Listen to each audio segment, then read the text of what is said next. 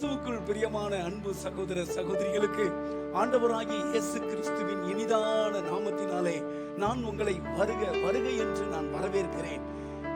இந்த லாக்டவுன்லையும் யூடியூபிலே கர்த்தருடைய ஆராதனை செய்வதிலே நாங்கள் மிகுந்த மகிழ்ச்சி அடைகிறோம். எங்கு பார்த்தாலும் பயமும் திகிலும் நிறைந்த இந்த நேரத்திலே ஆண்டவர் நம்மளை பார்த்து பயப்படாதே, உன்னை நான் பாதுகாப்பேன் என்று சொல்லுகிறார்.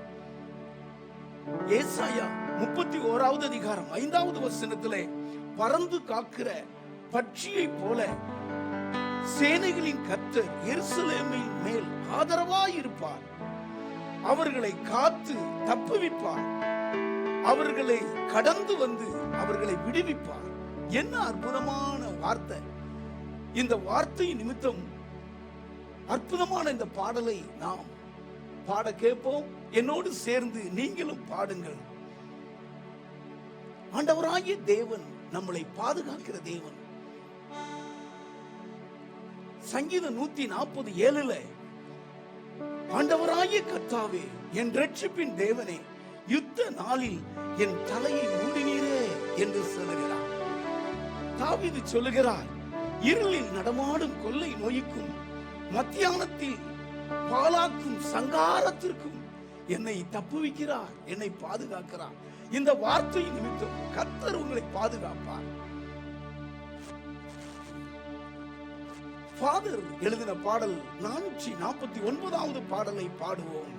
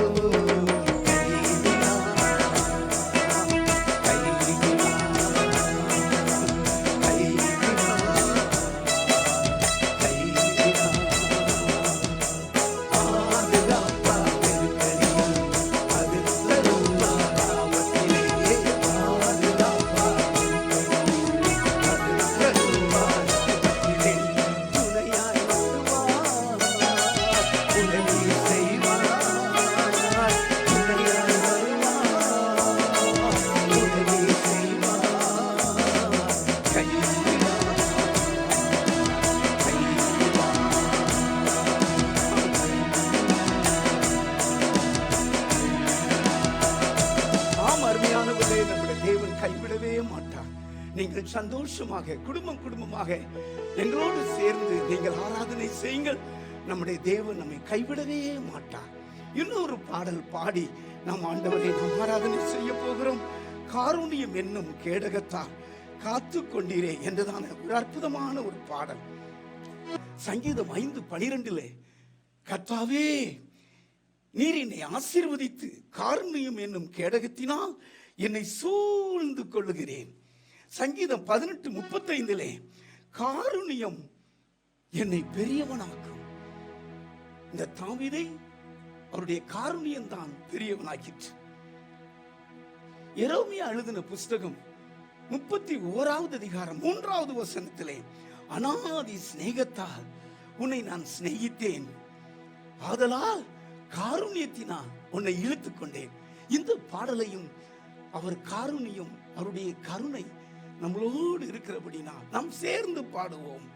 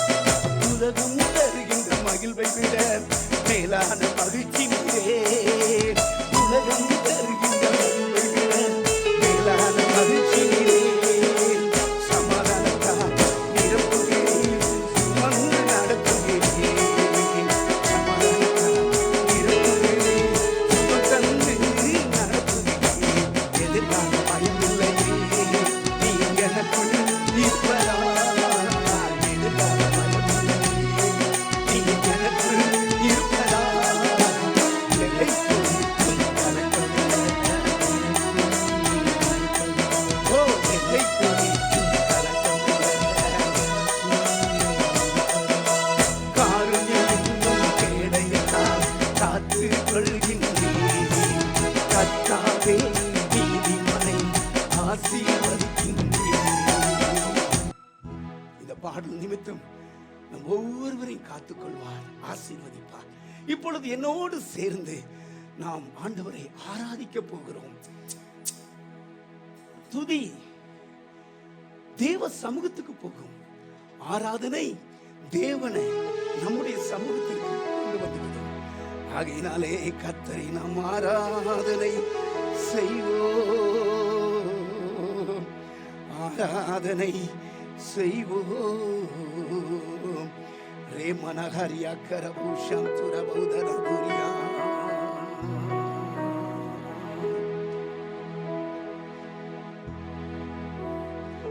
அருமையானவர்களே,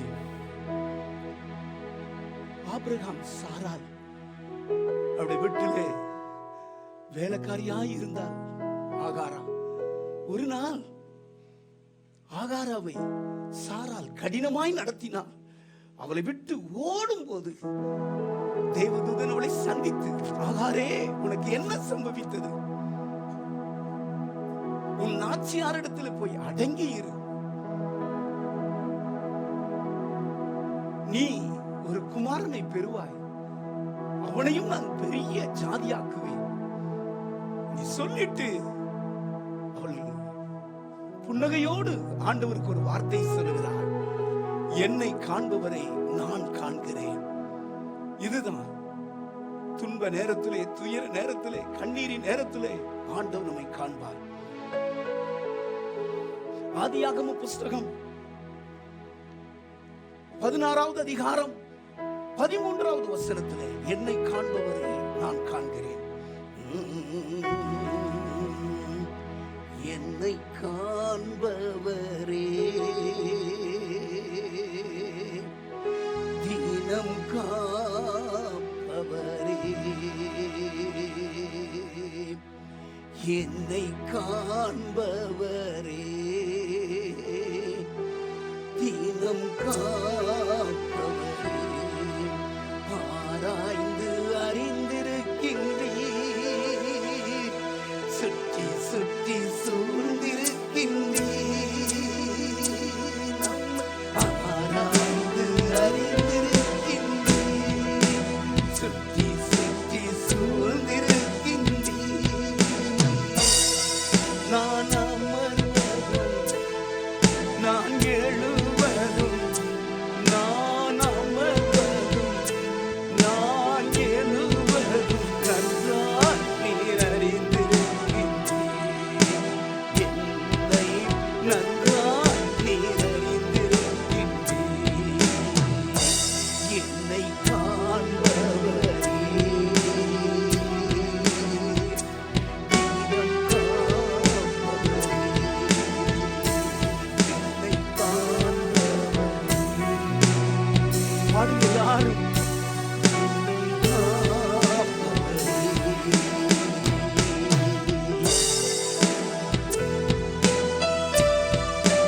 நம்மை காண்கிறதே, நம்மை காண்கிறதே, கைவிடுவாரா? ஒருபோதும் விட மாட்டார். காண்கிற தேவன் அவர் அல்லவா? ஆகாராவை அவர் குமாரனை பெரிய ஜாதியாக்கினார்.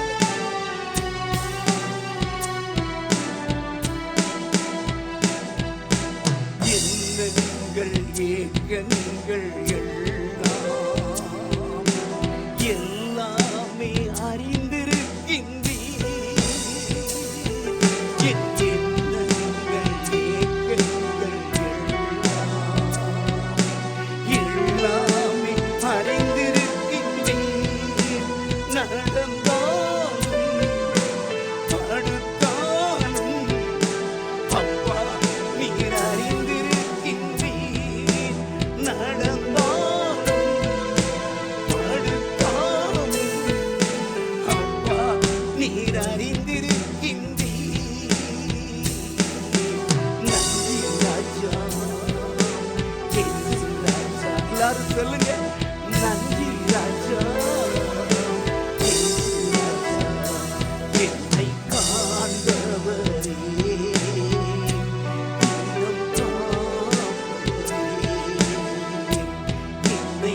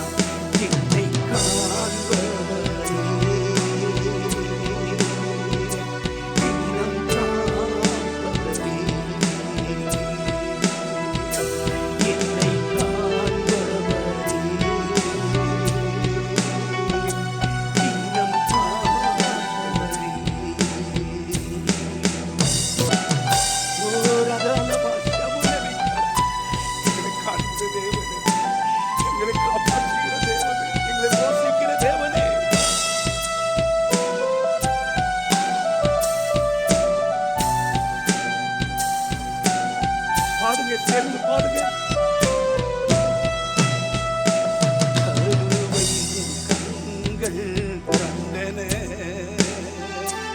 மறைவாய் வளர்வதை கவனித்தீரே,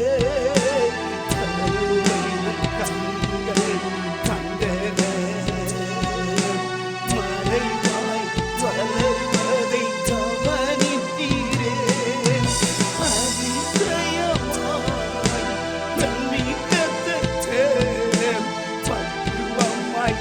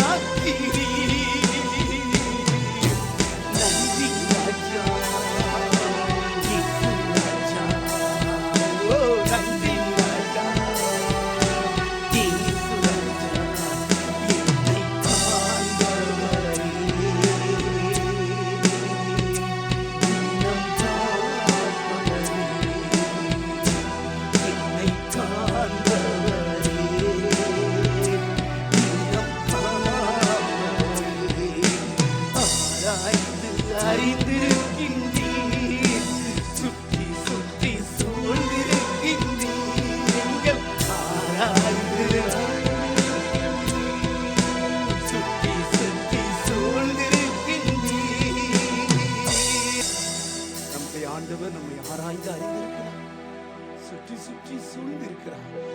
அவரை அறியாதபடி ஒரு தலைமுடி கூட கீழே விடாது. நம்முடைய தாயை காட்டிலும் நம்முடைய தகப்பனை காட்டிலும் நம்மை மீட்கத்தானே அவர் சிலுவையில் இரத்தம் சிந்தி, அவர் பட்ட பாடுகள் எல்லாம் நமக்கு ஆசீர்வாதத்தை உண்டாக்குகிறது. அற்புதமான ஒரு பாடல். கலங்கும் நேரமெல்லாம் கண்ணீர் துடைப்பவரே, ஆயிரம் ஆயிரம் ஜனங்களோடு கூட இந்த ஆராதனை நேரத்தை இப்பொழுது ஆமா யூடியூப்ல இந்த ஆராதனையை நான் செய்கிறேன். அநேகர் நீங்கள் ஆசீர்வாதமா இருப்பீங்க. இந்த ஆராதனையில் பங்கு பெறுகிற நீங்கள் ஆசீர்வாதமா இருப்பீங்க. என்னோடு கூட ஆராதனை செய்யுங்கள். கவரதன மதல நித்யானந்தமுள்ள சக்கராதிபதியே, வாழ்க வாழ்க ராஜாதி ராஜாவே, வாழ்க வாழ்க கர்த்தாதி கர்த்தாவே, வாழ்க வாழ்க ஒருவராய் அதிசயம் செய்பவரே, வாழ்க ஷாவாமையுடையவரே, வாழ்க வாழ்க 14,000ங்களிலும் சிறந்தவரே, வாழ்க வாழ்க சிலுவையிலே எனக்காக அடிக்கப்பட்டவரே, வாழ்க வாழ்க சிலுவையிலே எனக்காக நொறுக்கப்பட்டவரே, வாழ்க வாழ்க என் சாபத்தை சிலுவையிலே சுமந்தவரே, வாழ்க வாழ்க எனக்காக தண்டிக்கப்பட்டவரே, வாழ்க வாழ்க என்னை ஐஸ்வர்யவானாக்க தரித்திரரானவரே, வாழ்க வாழ்க எனக்கு மதுரமான வாழ்க்கையை தர நீர் மாறாவாய் மாறினவரே, அன்பான இயேசு ராஜா, அழகான இயேசு ராஜா, மகிமையான இயேசு ராஜா, அற்புதம் செய்கிற இயேசு ராஜா, அதிசயம் செய்கிற இயேசு ராஜா, ஜனங்கள் மேல பரிதாபம் கொள்ளுகிற இயேசுவே, ஜனங்களுடைய கண்ணீரை தொடுக்கிற இயேசுவே, வியாதிக்காரர்களை தாங்குகிற இயேசுவே, வியாதி படுக்கை முழுவதும் மாற்றி போடுகிற இயேசுவே, உம்மை நாங்கள் ஆராதிக்கிறோம். கலங்கும் நேரமெல்லாம் கண்ணீர் துடைப்பவரே, ஜெபம் கேட்பவரே, சுகம் தருபவரே, எல்லாரும் சேர்ந்து பாடுங்க. கலங்கும் நேரமெல்லாம் கண்ணீர்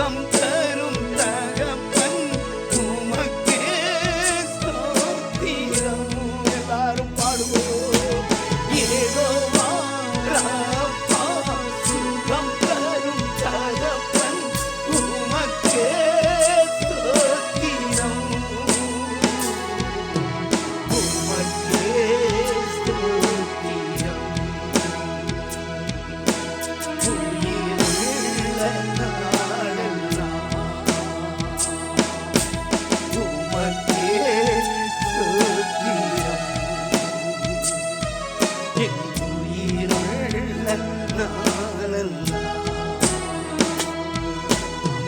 கலங்கும் நேரமெல்லாம்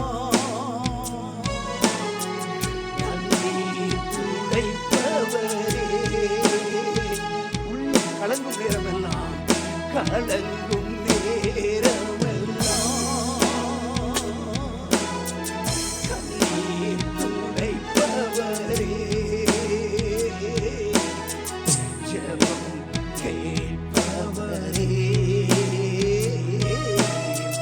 சுகம் தருபவரே. தொல்லைகள் சூழ்ந்திருக்கையில் துணையாய் வருபவரே. தொல்லைகள் சூழ்ந்திருக்கையில் துணையாய் வருபவரே. வல்லமை வளர்க்கரத்தால் விடுதலை தருபவரே. வல்லமை வளர்க்கரத்தால் விடுதலை தருபவரே. யெகோவா ராபா, சுகம் தரும் தகப்பன், உமக்கே ஸ்தோத்திரம்.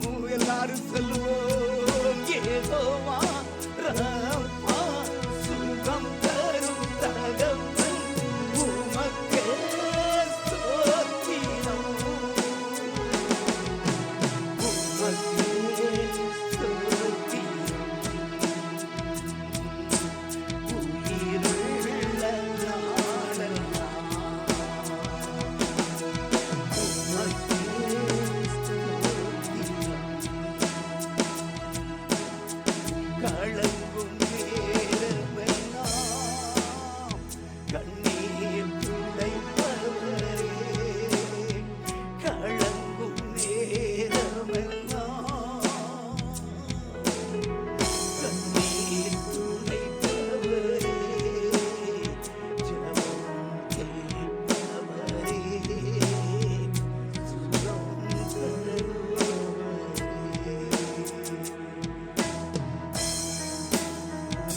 நம்முடைய தேவன் ஜெபத்தை கேட்கிற தேவன். அது மாத்திரமல்ல, சுகத்தையும் தருகிற தேவன். 38 வருடமாக பெதஸ்தா குளத்துல இருந்த அவனை கண்டு அவனுக்கு சுகம் கொடுத்த தேவன் நம்முடைய வீடுகளிலே வந்து நிற்கிறார். பல வருடமா வியாதியா உங்களுக்கு சுகத்தை தருவார். 12 வருடம் உள்ள பெரும்பாடுள்ள ஸ்திரீக்கு ஆண்டவர் தன்னுடைய வல்லமை அனுப்பி சுகம் கொடுத்தார். அதே இயேசு கிறிஸ்து உங்களுக்கு சுகம் தருவார்.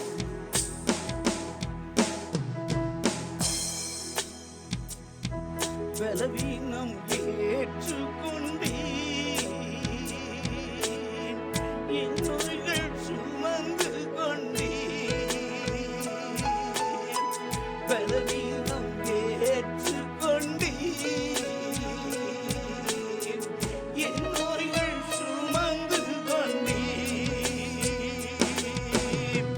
சுகமானேன் சுகமானேன்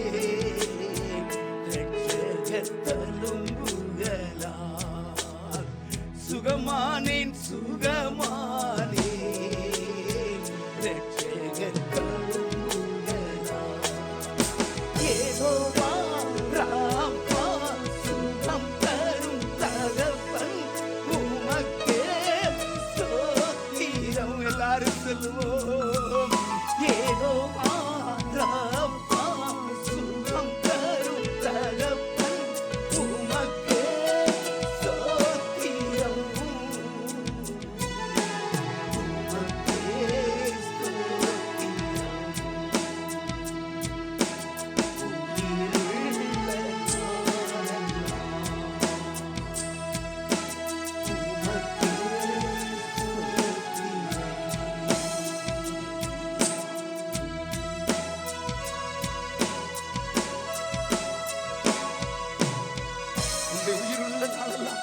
நம்முடைய வாழ்க்கையை ஆண்டவருக்கே காணிக்கையாய் கொடுத்து ரட்சிப்பின் பாத்திரத்தை எடுத்து கர்த்தருடைய நாமத்தை தொழுது கொண்டு நாமத்தை பிரஸ்தாபப்படுத்தும் எந்த காலத்திலே அவர் உன்னிடத்திலே வந்து உன்னை ஆசீர்வதிப்பேன் என்று சொல்லியிருக்கிறார்.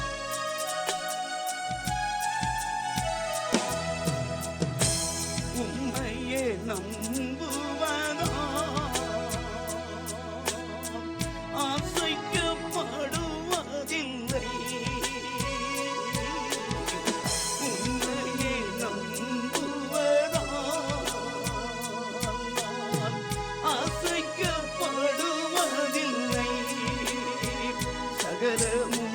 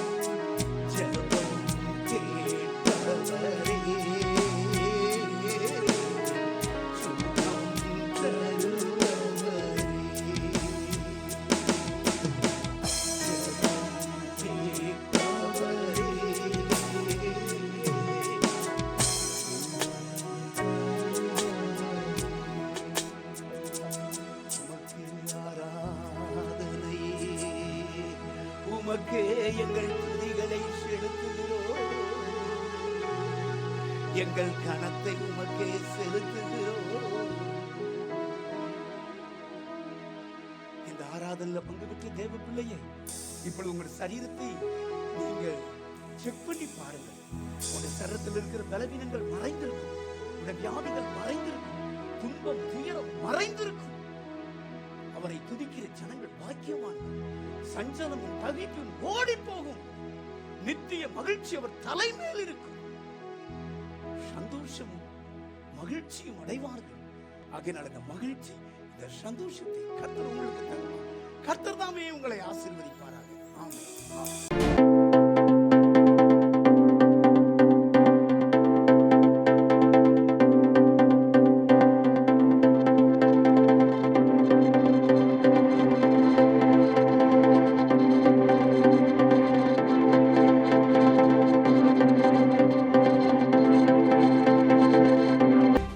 கிறிஸ்துவுக்குள் பிரியமான அன்பு சகோதர சகோதரிகளுக்கு ஆண்டவராகிய இயேசு கிறிஸ்துவின் இனிதான நாமத்தினாலே நான் உங்களுக்கு வாழ்த்துக்களை கொண்டு வருகிறேன்.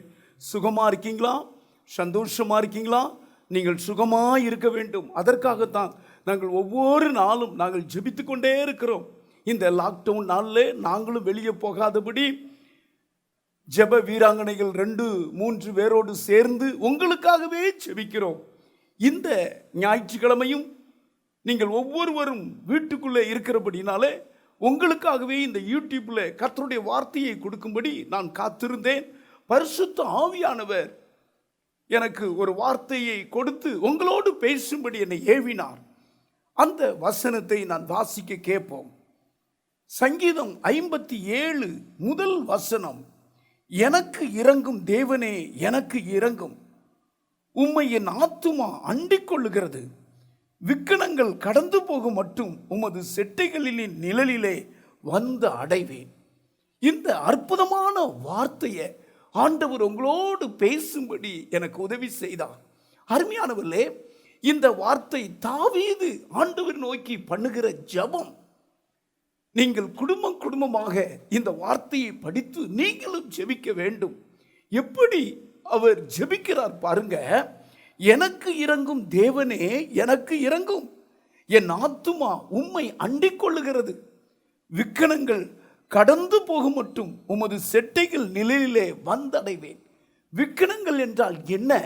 மரணம் என்று பெயர், சோதனை என்று பெயர், கொரோனா வைரஸ் என்று பெயர்.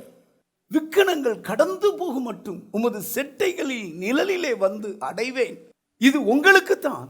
அருமையானவர்களே, சவுல் தாவீதை கொலை செய்வேன் என்று அவன் துரத்தி வரும் பொழுது இந்த தாவீது கெபிக்குள்ளே ஒளிந்து தனக்கு நஷ்டம் வராதபடி, மரணம் வராதபடி தேவனுடைய செட்டைகளுக்குள்ளே மறைந்தார்.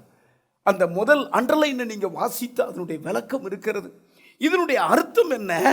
தேவனுடைய செட்டைகளின் கீழ் வந்து அடைகிறதுனால பலத்த ஆசீர்வாதங்களை இந்த தாவீதுக்கு கொடுத்தார். விக்கனங்கள் கடந்து போக மட்டும் உமது செட்டைகளில் நிழலிலே வந்து அடைவேன். அந்த ஆசீர்வாதத்தை பெற்றுக்கொண்டவர் தான் 91ஆம் சங்கீதம் 4வது வசனத்தில் இப்படி சொல்லுகிறார், அவர் தமது சிறகுகளாலே உன்னை மூடுவார், அவர் செட்டைகளின் கீழ் அடைக்கலம் புகுவாய். பாருங்க, தேவனுடைய செட்டைகளின் கீழ் அடைக்கலம் புகுவாய். அப்படி என்றால் என்ன? தேவனுடைய செட்டைகளின் கீழ் வரும் பொழுது சத்துரு உங்களை தொட முடியாது. தாவீதை கொலை செய்வேன் என்று சவுல் சபதம் பண்ணினானே, அவனுடைய சபதம் ஒன்றும் பலிக்கவில்லை. காரணம், இந்த தாவீது தேவனுடைய செட்டைகளின் கீழ் வந்து அடைந்தார்.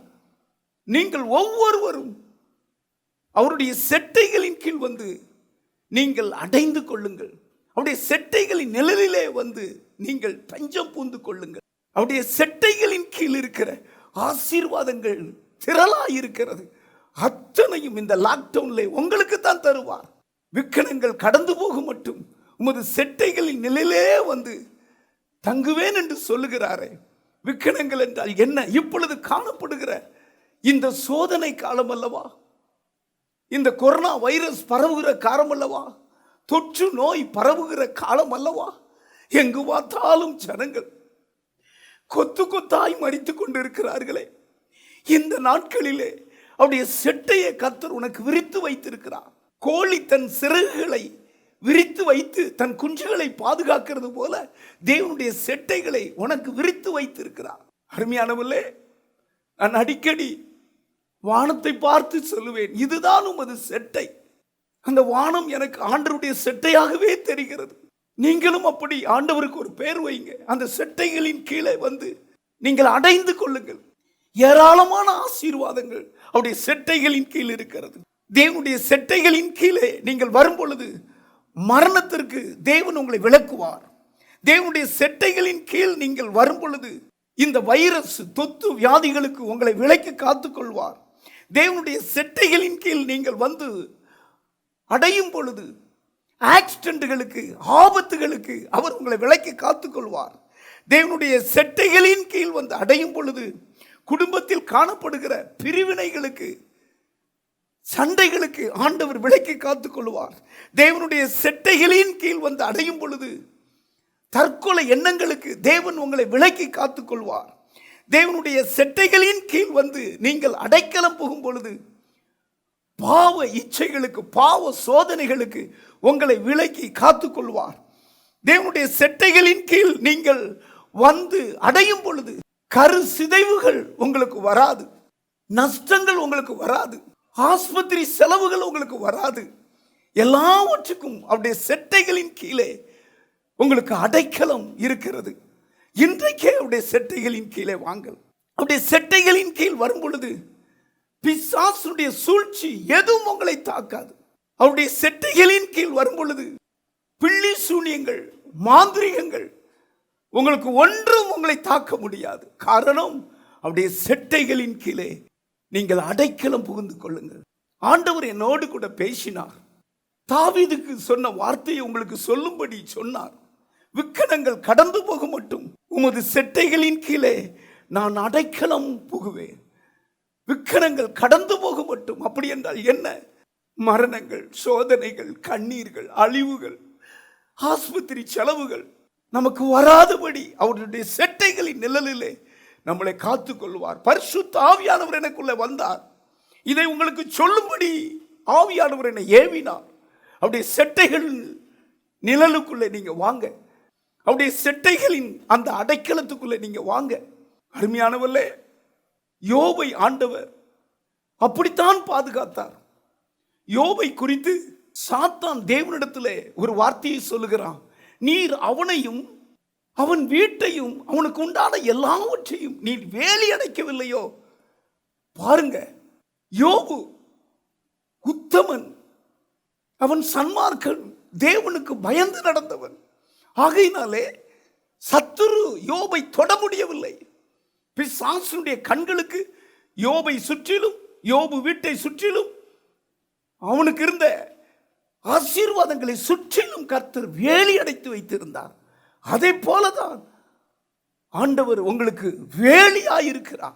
அவருடைய செட்டைகளின் கீழே வாங்க. போர்த்திபாலுடைய மனைவி யோசேப்பை பாவம் செய்ய இழுக்கும் பொழுது யோசேப்புக்கு ஆண்டவர் ஒரு செட்டையாயிருந்தார். பாவத்தை உதறி தள்ளிவிட்டு ஓடினார். தானியேலுக்கு பாபிலோனிலே மதுபானங்களை குடித்து பிரியப்படுத்தலாம் என்று சொல்லும் பொழுது அந்த தானியேலுக்கு தேவன் தம்முடைய செட்டைகளின் கீழே தானியேலை வைத்திருந்தார். ஆகையினாலே ராஜ போஜனத்தினாலே மதுபானத்தினாலே நான் தீட்டுப்பட மாட்டேன் என்று சொல்லி உதறி ஓடினார். சவுல் எத்தனை முறைமையோ தாவீதை அழித்து போடும்படி, கொலை செய்யும்படி தன்னுடைய மகள் மீகாவை ஏவும் போது கூட இந்த தாவீதுக்கு தேவன் தன்னுடைய செட்டைகளின் கீழே மறைத்து வைத்திருந்தார். அதே போலவே இந்த கொரோனா பீரியடில், இந்த லாக்டவுன் நாட்களிலே அவருடைய செட்டைகளின் கீழே உங்களை மறைத்து வைப்பார். நீங்கள் கர்த்தருக்கு பயப்படுவீங்களா? நீங்கள் உத்தமனாய் தேவனுடைய பிள்ளைகளாய் நடப்பீர்களா? தேவனுடைய செட்டைகளின் கீழே உங்களை மறைத்துக் கொள்வார். அவருடைய செட்டைகளின் கீழே 3 ஆசீர்வாதங்கள் இருக்கிறது.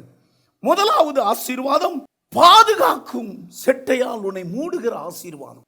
பாதுகாக்கும் செட்டையினாலே உன்னை மூடுவார். அருமையானவர்களே, சங்கீதம் 17வது அதிகாரம் 8வது 9வது வசனத்தை நீங்கள் வாசித்தால், கண்மணி போல என்னை காத்தருளும், துன்மார்க்கருக்கும் என்னை சூழ்ந்து கொள்ளுகிற பிராண பகைஞருக்கும் மறைவாக செட்டைகளின் நிழலிலே என்னை காப்பாற்றும். பிராண பகைஞருக்கு மறைவாக உம்முடைய செட்டைகளின் நிழலிலே என்னை காப்பாற்றும். எப்படி ஒரு ஜெபம் ஏறெடுக்கிறார் பாருங்க. அப்படி என்றால் என்ன? அவருடைய செட்டை உங்களை பாதுகாக்கும். வீட்டை விட்டு நீங்கள் வெளியே போயிட்டு சுகமாய் திரும்பி வரும்படி உங்களை பாதுகாக்கும். வேலைக்கு போயிட்டு வேலையை முடித்துட்டு சுகமாய் வரும்படி அவருடைய செட்டைகள் உங்களுக்கு பாதுகாப்பா இருக்கும். வழியில எத்தனை ஆக்சிடென்ட்டை நீங்கள் பார்க்கலாம், ஆனால் அது உங்களுக்கு நேரிடாது. காரணம், அவருடைய செட்டைகளின் கீழே நீங்கள் பாதுகாப்பா இருப்பீங்கன்னு ஆண்டவர் சொல்லுகிறார். அவருக்கு நீங்க பயப்படுங்க, நீங்க ஜெபம் பண்ணுங்க. என்னை கண்ணின் மணி போல என்னை காத்தருளும், துன்மார்க்கருக்கும் என்னை சூழ்ந்து கொள்ளுகிற பிராண பகைஞருக்கும் மறைவாக உமது செட்டைகளின் நிழலிலே என்னை காப்பாற்றும். அப்படி என்றால் அவருடைய செட்டை பாதுகாக்கிறது. கர்த்தருடைய பிள்ளைகளுக்கு இரவில் உண்டாகும் பயங்கரத்திற்கும், பகலில் பறக்கும் அன்புக்கும், மத்தியானத்தில் பாலாக்கும் சங்காரத்திற்கும் ஆண்டவர் உங்களை விலக்கி காத்துக் கொள்வார். பரிசுத்த ஆவியானவர் என்னோடு பேசிக்கொண்டு இருக்கிறார். உங்களுடைய ஒவ்வொருடைய முகத்தை எனக்கு காட்டுகிறார். இந்த கொரோனா பீரியடில் நீங்கள் பயப்பட வேண்டாம். பிராண பகைஞர்களுக்கு உங்களை விலக்கி காத்துக் கொள்வார். தொற்று நோய்களுக்கு ஆண்டவர் உங்களை விலக்கி காத்துக் கொள்வார். அருமையானவர்களே, கர்த்தருடைய மகனாகிய சாது சுந்தர் சிங் திபோத் என்ற இடத்திலே அவர் ஊழியம் செய்து கொண்டிருக்கும் பொழுது தேவனுக்கு விரோதமாய் ஒரு கூட்டம் கூடி அவரை கொலை செய்ய வேண்டும் என்று எத்தனித்து அவர் கிட்ட வந்தார்களாம். கிட்டத்தட்ட ஒரு 20 அடி தூரத்தில் வரும் பொழுது அவருடைய கண்களுக்கு திடீரென்று மின்னலை போல வெண்வஸ்திரம் தரித்தவராய் கையிலே சுடரொளி பட்டயத்தை பிடித்து அவர்களை வீசினாராம். அவர்கள் தலைவரி கோலமாய் ஓடி போனார்களாம். அடுத்த நாள் காலையில் சாது சுந்தர் சிங் கிட்ட கொஞ்சம் பேர் வந்து கேட்டார்களாம், ஐயா நீங்கள் யார், எங்கிருந்து வந்தீர்கள், உங்களை நாங்கள் கொலை செய்யும்படி வரும் பொழுது வெண்வஸ்திரம் தரித்தவராய் சுடரொளி பட்டையை வைத்து வீசிக்கொண்டு எங்களை துரத்தினாரே, அது யார் என்று கேட்டாராம். அவர் சொன்னாராம், நான் ஆண்டவராய் இயேசுவுக்கு நான் ஊழியம் செய்கிறேன், என்னை பாதுகாக்க வேண்டிய பொறுப்பு அவருக்குரியது, அவர் தம்முடைய தூதனை அனுப்பியிருப்பார் என்று சொன்னாராம். அருமையானவர்களே, பைபிள் அப்படியே தம்முடைய தூதர்களை உங்களுக்கு பாதுகாவலாக கர்த்தர் தந்திருக்கிறார். உங்களுக்கு தெரியுமா, உங்களை முழுக்க முழுக்க பாதுகாக்கும்படியாய்த்தான் உங்களை படைத்த ஆண்டவராகிய இயேசு கிறிஸ்து இந்த பூமிக்கு வந்தார். உங்களுடைய அக்கிரமங்கள், உங்களுடைய சாபங்களை அவர் ஏற்றுக்கொண்டு சிலுவையிலே மரித்திருக்கிறார். சிலுவையிலே சிந்தின ரத்தம் எல்லா உபத்திரவங்களுக்கும் உங்களை பாதுகாத்துக் கொள்ளும். அது உங்களுக்கு ஒரு சிரசா இருக்கும். இன்றைக்கே அந்த சிலுவையின் அடிவாரத்திற்கு வாருங்கள். இந்த இயேசு எனக்காக ரத்தம் சிந்தினார் என்பதை நீங்கள் அறிக்கை செய்யுங்கள்.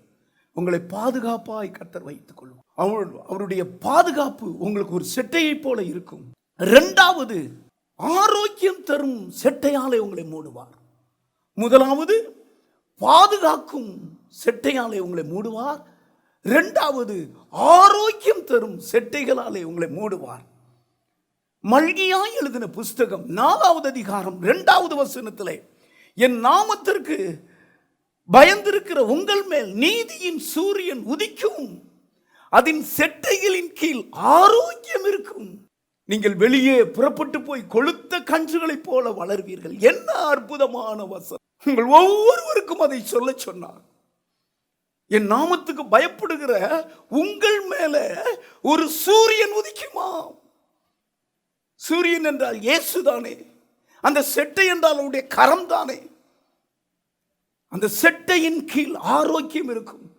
ஆண்டவராகிய இயேசு கிறிஸ்துவின் கரத்தின் கீழே ஆரோக்கியம் உண்டு.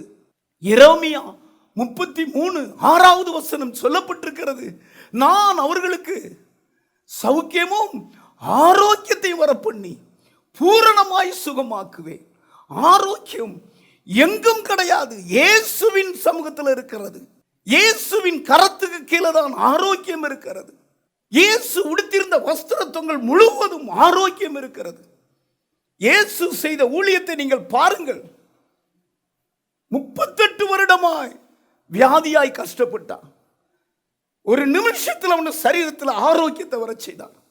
18 வருஷமாய் வானத்தை பார்க்க முடியாதபடி வியாதியினால் கஷ்டப்பட்டாள். ஒரு இமைப்பொழுது அவள் சரீரத்தில் ஆரோக்கியத்தை வர பண்ணினார். 12 வருஷமாய் ஒரு பொல்லாத வியாதி அந்த பெண்மணியை தொட்டது. இயேசுவின் வஸ்திரத்தை தொடும்போது சரீரத்தில் ஆரோக்கியத்தை உணர்ந்தால், ஆரோக்கியம் இயேசு சமூகத்தில் இருக்கிறது. எவ்வளவு அற்புதமாய் இந்த வசனம் இருக்கிறது. என் நாமத்துக்கு பயப்படுகிற உங்கள் மேல் நீதியின் சூரியன் வரப்பண்ணுவேன், நீதியின் சூரியன் உதிக்கும், அதன் செட்டைகளின் கீழ் ஆரோக்கியம் இருக்கும். இன்னைக்கு மனிதன் ஆரோக்கியத்துக்காக ஆக்சிஜன் கிடைக்காம ஜனங்கள் கதறி கொண்டு இருக்கிறார். ஆண்டவரை தேடுங்க. ஆண்டவர் சமூகத்தில் ஆரோக்கியம் இருக்கிறது. அவர்தான் ஒவ்வொரு மனுஷனுடைய பாவங்களை தன் சிலுவையிலே சுமந்தார். அவருடைய தழும்புகளால உங்களை குணமாக்க முடியும். இயேசு உங்களை உண்டாக்கின தெய்வம். உங்களுக்காக சிலுவையில் இரத்தம் சிந்திருக்கிறார். வியாதி வராதபடி தடுக்கவும் முடியும். வந்த வியாதியிலே ஆரோக்கியம் தரவும் முடியும். அருமையானவர்களே, ஒரு சமயத்தில் எங்களுடைய ஆலயத்தின் பக்கத்தில் ஒரு ஹாஸ்பிட்டல் இருக்கிறது. விடிய காலம் போல ஒரு 2 வயது ஆண் குழந்தைக்கு ஃபிக்ஸ் மாதிரி வந்திருக்கிறது. என்னுடைய ஆலயத்திலிருந்து ஒரு 5 கிலோமீட்டர் உள்ள ஒரு கிராமத்தில் ஆண்டவர் அறியாத ஒரு குடும்பத்துக்கு அந்த சிறு பையனுக்கு அந்த வியாதி வந்தது, ஃபிக்ஸ். உடனே டாக்டர்கிட்ட ஓடி வர்றார்கள். அப்பொழுது டாக்டர்கள் இல்லை. அங்க இருக்கிற நர்ஸ், நைட்டு டியூட்டி பார்த்த நர்ஸ் சொல்லிட்டாங்க, பிள்ளை இறந்து போச்சு, மூச்சு பேச்சு இல்லை. அவர்கள் ஓன்னு கத்தி விட்டார்கள். 50 பேருக்கு மேலே இருக்கும் ஆஸ்பத்திரியில். பிள்ளை இறந்துட்டுன்னு சொன்ன உடனே ஓன்னு கத்தி, அதற்கு பக்கத்தில் எங்க ஆலயம் இருக்கிறது, அந்த ஆலயத்திற்கு ஓடி வருகிறார்கள். நான் அதிகாலை ஜெபம் பண்ணிக்கிட்டு இருக்கிறேன், என்ன ஒரே சத்தமா இருக்கு என்று பார்த்தால் சின்ன குழந்தை அல்லவா, ஆண்களும் பெண்களும் கத்துகிறார். ஆண்டவரே என்று சொல்லி அந்த பிள்ளையை கையில் எடுத்து ஆண்டவருடைய கல்வாரி காட்சியை நினைத்து ஒரு ஜெபம் பண்ண பாருங்க. அந்த பிள்ளை சிறுக்குன்னு ஒரு இழுப்பு இழுத்தது, கால் துள்ள ஆரம்பித்தது, ஜீவன் வந்துருச்சு. ஒரே ஆச்சரியம். செத்த பிள்ளை திடீரென்று கண்களை திறந்து அது அழ ஆரம்பித்தது. ஆண்டவர் பாருங்க, அந்த நாள் முதல் இந்த நாள் வரைக்கும் அந்த பிள்ளைக்கு ஜீவனை கூட்டி தந்திருக்கிறார். அவருடைய தாய் தகப்பன் ஆண்டவரை ஏற்றுக்கொண்டு அந்த வழியில் அநேகர் ஆண்டவரை ஏற்றுக்கொண்டார்கள். இன்று வரைக்கும் எங்களுடைய சபைக்கு வந்து கொண்டிருக்கிறார். இது நாங்கள் செய்யல, ஆண்டவராகிய இயேசு கிறிஸ்து அந்த பிள்ளைக்கு ஆரோக்கியத்தை வரப்பண்ணினார். அதே ஆண்டவர் உங்களுடைய குடும்பத்திற்கு, உங்களுடைய தாய் தகப்பன், உங்களுடைய பிள்ளைகளுக்கு ஆரோக்கியத்தை வரப்பண்ணுவார். உங்களுடைய உற்றார் நண்பர்களுக்கு, உங்களுக்கு தெரிந்தவர்களுக்கு அவர் ஒருவர் தான் ஆரோக்கியத்தை வரப்பண்ணுவார். எனக்கு ஒவ்வொரு நாளும் அநேக போன்கள் வரும், ஆஸ்பத்திரியிலிருந்து போன்கள் வரும். நான் ஜெபம் பண்ணி மறுவரை விசாரிப்பேன். ஜெபித்ததற்கு பிறகு அவர்கள் சுகமா இருக்கிறார்கள் என்று ஒரு கேள்வி நான் படும்பொழுது ஆண்டவருக்கு நன்றி செலுத்துவேன். காரணம், அவர் சிலுவையிலே சிந்தின இரத்தம் சகல நோய்களையும் நீக்கி போடும். இன்றைக்கு அவர் சமூகத்துக்கு வாருங்கள், அவர் செட்டைகளின் கீழே ஆரோக்கியம் இருக்கிறது. மூன்றாவது, சுமக்கும் செட்டையால் உன்னை மூடுவார். அவருடைய செட்டை உன்னை சுமக்கும். யாத்ராகமம் எழுதின புஸ்தகம் 19வது அதிகாரம் 4வது வசனம், நான் உங்களை கழுகுகளுடைய செட்டைகளின் மேல் சுமந்து என் அண்டை கூட்டி சேர்த்தேன் என்று சொல்கிறார். கழுகுகளுடைய செட்டைகள் வைத்து உங்களை நான் சுமந்தேன். எகிப்திலே இருந்து இஸ்ரவேல் ஜனங்களை கானான் தேசம் வரைக்கும் அவர் கழுகு தன் குஞ்சுகளை செட்டைகளில் வைத்து சுமப்பது போல அவர் சுமந்து கூட்டி சேர்த்தார். அந்த வசனத்தை நீங்கள் வாசித்து பாருங்கள், ரொம்ப அற்புதமா இருக்கும். நான் உங்களை கழுகுகளுடைய செட்டைகளின் மேல் சுமந்து உன்னை என் அண்டை சேர்த்து கொண்டேன். என்ன அற்புதமான வசனம்! சுமக்கும் செட்டையுடையவர் தகப்பன் தானே தன் பிள்ளையை சுமப்பார். நீங்கள் எல்லாரும் ஆண்டவருக்கு பிள்ளைகள். அவர் நம்மை சுமப்பார், அவர் நம்மை சுமப்பார், அவர் நம்மை சுமக்கிற தேவன். அவர் ஒருபோது நம்மளை கைவிட மாட்டார். என் தோல் வலிக்கு கீழே இறங்கு, கை வலிக்கு கீழே இறங்குன்னு ஒருபோதும் சொல்ல மாட்டார். தகப்பன் தன் பிள்ளையை சுமப்பது போல அவர் சுமப்பாரா? கழுகு தன் செட்டைகளால தன் குஞ்சுகளை சுமந்து வருகிறது போல நான் உங்களை சுமர்ந்து வந்தேன் என்று சொல்கிறார். எங்கே இருந்து? எகிப்தில் இருந்து இஸ்ரவேல் ஜனங்களை கானான் தேசம் கொண்டு விடுவரை அவர் சுமந்து வந்தாராம். நான் உங்களுக்கு சொல்லுகிறேன், இந்த பூமியில இருந்து பரலோகம் போகும் வரை கர்த்தர் நம்மை சுமந்து கொள்வார். அவர் சுமக்கும் தேவன். அவருடைய கரங்கள் நம்மை சுமக்கும் கரங்கள், அவருடைய செட்டை நம்மை சுமக்கும் செட்டைகள். விக்கனங்கள் கடந்து போக மட்டும் அவருடைய செட்டைகளின் கீழே வந்து அடைவேன். அவருடைய செட்டை நமக்கும் நம்மை சுமக்கும் செட்டை. அருமையானவர்களே, ஒரு ஜெபிக்கிற வாலிபன் ஒரு தரிசனம் கண்டான். அவனும் இயேசுவும் நடந்து போய் கொண்டிருக்கிறார்கள். அவன் திடீரென்று பின்னால திரும்பி பார்க்கிறான். 4 தடங்கள் இருக்கிறது. ஆனால் கொஞ்ச நேரம் கழித்து 2 தடம் தான் இருக்கிறது. 2 தடம் காணவில்லை. அப்பொழுது, ஆண்டவரே, நீர் என்னை கைவிட்டுட்டீரா? 2 தடம் மறைஞ்சு போச்சே. அப்ப ஆண்டவர் சொன்னாரா, ஐயோ, அந்த 2 தடம் அது நான் தான்ப்பா. நடந்து வந்து கொண்டே இருந்தோம். அப்பொழுது சேரும் சவதியும் பள்ளமும் குன்றுகளுமா இருந்தது. அப்பொழுது உன்னால அதை கடக்க முடியாது என்றதற்காக நான் உன்னை என் தோளிலே சுமந்து கொண்டேன். அப்படி சொல்லிட்டு முழிக்கிறாராம். அது ஒரு தரிசனம் அதை நினைத்தாராம். உண்மைதான் அருமையானவள். எத்தனை சோதனைகளும் அழிந்திருப்போம். ஏன் நாம் நிலை நிற்கிறோம்? அந்த சோதனையை நாம் கடக்கவில்லை, அந்த கஷ்டத்தை நாம் கடக்கவில்லை, அந்த வியாதியை நாம் கடக்கவில்லை. ஆண்டவராகிய இயேசு கிறிஸ்து கடந்து போனார். அந்த பார சிலுவையை சுமந்து போனார். நாம் செய்த பாவங்கள், சாபங்கள், அக்கிரமங்கள், மீறுதல்கள் எல்லாம் அவருக்கு ஒரு பார சிலுவையை போல காணப்பட்டது. ஆகையினால்தான் உங்களை அவருடைய சிறகுகளை சுமப்பது போல நான் சுமப்பேன் என்று சொல்லுகிறார். கல்வாரியிலே நம் ஜீவனுக்காக நம்மளை உயிரோடு வைக்க இயேசு கிறிஸ்து ரத்தம் சிந்திருக்கு. இதை நீங்க விசுவாசிப்பீங்களா? இந்த கொரோனா காலத்தில், இந்த லாக்டவுன் காலத்தில் நீங்கள் பயப்படவும் கலங்கவும் வேண்டாம். அவர் உங்களை சுமக்கும் தேவனா இருப்பார். கல்வாரியிலே சிலுவையை அந்த கொல்கதான் வரைக்கும் சுமந்து வந்தவர். அவருடைய பாதத்துக்கு வாங்க, உங்களை பரலோகம் வரைக்கும் சுமந்து செல்வார். இப்பொழுது நாம் எல்லாரும் செபிப்போம். இந்த செய்தியை கொடுக்க ஹோலி ஸ்பிரிட் பரிசுத்த ஆவியானவர் என்னை ஏவிக் கொண்டிருக்கிறார். என் இருதயமெல்லாம் கல்வாரி அன்பினால் நிரம்பி இருக்கிறது. உங்களுக்கு காணப்படுகிற துக்கம், கண்ணீர் அத்தனையும் தேவன் மாற்றுவார். இப்பொழுது நம்ம எல்லாரும் ஜெபிப்போம். எங்கள் பரலோக தகப்பனே, எனக்கு இறங்கும் தேவனே, எனக்கு இறங்கும். உம்மை என் ஆத்துமா அண்டிக் கொள்ளுகிறது. விக்கனங்கள் கடந்து போக மட்டும் உமது செட்டைகளிலே வந்து அடைவேன். விக்கனங்கள் கடந்து போக மட்டும் உமது செட்டை நிழல் என் ஜனங்களை பாதுகாப்பதாக. பாதுகாக்கிற செட்டை நிழல் என் ஜனங்களை பாதுகாப்பதாக. இந்த செய்தியை கேட்டுக்கொண்டு இருக்கும்போது ஆண்டவரே, உம்முடைய பிள்ளைகளை நீர் பாதுகாத்துக் கொள்வீராக. வேலைக்கு போகும்பொழுது பாதுகாத்துக் கொள்வீராக. ஓ ஆண்டவரே, அவர்கள் வீட்டுக்குள்ள இருக்கும் பொழுது நீர் பாதுகாத்துக் கொள்வீராக. ஆண்டவரே, வாகனங்கள்ல போகும்பொழுது நீர் பாதுகாத்துக் கொள்ளுவீராக. எந்த தீங்கும் வராதபடி உம்முடைய செட்டைகளுக்குள்ளே மூடிக்கொள்ளுவீராக. உம்முடைய சிலுவையிலே உம்முடைய கரங்களை ஆணிகள் அடிக்க ஒப்பு கொடுத்தீரே, அது மூலமாய் வந்த இரத்தம் என் ஜனங்களை பாதுகாப்பதாக. ஆண்டவரே, உமது செட்டைகளின் கீழ் ஆரோக்கியம் இருக்கும் என்று சொன்னீரே. வியாதி இல்லாத ஒரு வாழ்க்கையை தாங்க. வியாதியோடு இருப்பார்கள் என்றால் உம்முடைய கரத்துக்கு கீழே இருக்கிற அந்த ஆண்டவரே சுகத்தை அனுப்புங்கப்பா, சுகத்தை அனுப்புங்கப்பா. சூம்பின கையுடையவனுக்கு மறு கையை போல ஆனது ஆண்டவரே. பல வருடங்கள் வியாதியோடு இருந்தவர்களை இயேசு சுகமாக்கினீரே. இப்பொழுது ஆரோக்கியத்தை வரப்பண்ணுவீராக, ஆரோக்கியத்தை வரப்பண்ணுவீராக. அவருடைய சரீரத்தில் இருக்கிற ஆண்டவரே காய்ச்சல் மாறுவதாக, சளி மாறுவதாக. நுரையீரல்ல இருக்கிற எல்லா சளிகள், லங்ஸ்ல இருக்கிற சளி மாறுவதாக இயேசுவின் நாமத்தில்.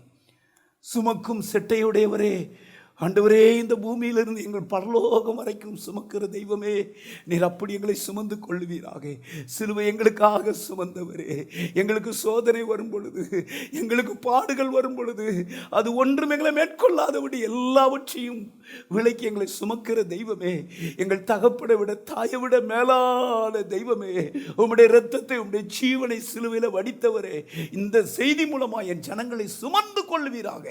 என் ஜனங்கள் சந்தோஷமாய் தீர்க்காயுசோடு இருக்க நீர் உதவி செய்வீராக. சிலுவையின் இரத்தத்தை ஒவ்வொருவர் மேலே தெளிக்கிறேன். பயத்தோடு, திகளோடு, வியாதியோடு இருப்பார்கள் என்றால் இப்பொழுதே மாறுவதாக. ஹோலி ஸ்பிரிட் ஒவ்வொரு வீட்டை நிரப்புவீராக. உம்முடைய சமூகம் ஒவ்வொருவரையும் நிரப்புவதாக.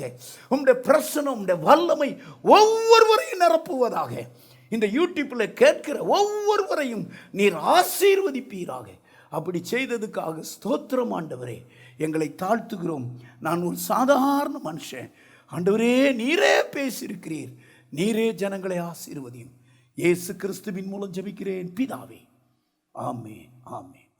அன்பார்ந்தவர்களே, ஒவ்வொரு ஞாயிற்றுக்கிழமையும் ஏராளமான ஜனங்கள் நமது ஆலயத்திற்கு வந்து விடுதலை, சுகம், ஆசிர்வாதம் மற்றும் சமாதானம் பெற்று செல்கின்றனர். நமது சபையின் ஆராதனை நேரங்கள் ஒவ்வொரு ஞாயிற்றுக்கிழமை தோறும் முதலாம் ஆராதனை அதிகாலை 5 மணிக்கும், 2ஆம் ஆராதனை காலை 7 மணிக்கும், 3ஆம் ஆராதனை காலை 9 மணிக்கும், 4ஆம் ஆராதனை மாலை 6:30 மணிக்கும் நடைபெறும். முதல் 3 ஆராதனைகளையும் நீங்கள் நேரலையாக சபையின் யூடியூப் வலைதளத்தில் உள்ள IPA சர்ச் கிணத்துக்கடவு சேனலில் உலகத்தின் அனைத்து பகுதிகளிலும் இருந்து பார்த்து பயனடையலாம். சிறுவர்களுக்கான ஓய்வு நாள் பள்ளி முதலாம் ஆராதனையில் காலை 5:45 மணிக்கும், 2ஆம் ஆராதனையில் காலை 7:45 மணிக்கும், 3ஆம் ஆராதனையில் காலை 9:45 மணிக்கும் நடைபெறும். மாதாந்திர அறிவிப்புகள். ஒவ்வொரு மாதமும் மாதத்தின் 1ஆம் தேதியன்று எண்ணெய் பூசி சுகமளிக்கும் வாக்குத்தத்த ஆராதனை அதிகாலை 5 மணிக்கும், காலை 10 மணிக்கும் நடைபெறும். ஒவ்வொரு மாதமும் 2ஆம் வெள்ளிக்கிழமை அன்று திறப்பின் வாசல் முழிரவு ஜெபம் இரவு 10 மணிக்கு நடைபெறும். ஒவ்வொரு மாதமும் 3ஆம் வெள்ளிக்கிழமை அன்று கட்டுகளை அவிழ்க்கும் உபவாச ஜெபம் காலை 10 மணிக்கு நடைபெறும். இக்கூட்டங்களில் கலந்து கொண்டு தேவ ஆசீர்வாதம் பெற்றுக்கொள்ள உங்கள் யாவரையும் அன்புடன் அழைக்கிறோம். வாரத்திற்கான அறிவிப்புகள். ஒவ்வொரு புதன்கிழமையன்றும் வாலிப சகோதரர்களுக்கான ஜெப கூடுகை மாலை 7 மணிக்கு நடைபெறும். ஒவ்வொரு வியாழக்கிழமையன்றும் ஆண்களுக்கான ஜெப கூடுகை புதிய ஆலயத்திலும் பெண்களுக்கான ஜெப கூடுகை பழைய ஆலயத்திலும் மாலை 7 மணிக்கு நடைபெறும். ஒவ்வொரு ஞாயிற்றுக்கிழமையன்றும் வாலிப சகோதரிகளுக்கான ஜெப கூடுகை மாலை 5 மணிக்கு நடைபெறும். நமது சபையில் தினமும் காலை 10 மணி முதல் மதியம் 2 மணி வரை ஜெப குழுவாக இணைந்து சபைக்காகவும் தேசத்திற்காகவும் ஜெபங்கள் ஏறெடுக்கப்படுகிறது. சபை ஆராதனையில் கலந்து கொள்ள உங்கள் யாவரையும் அன்புடன் அழைக்கிறோம்.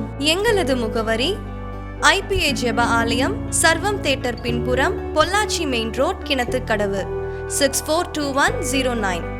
ஜெப உதவிக்கு பாஸ்டர் E. ஜெயராஜ் 9443435618 9488873284.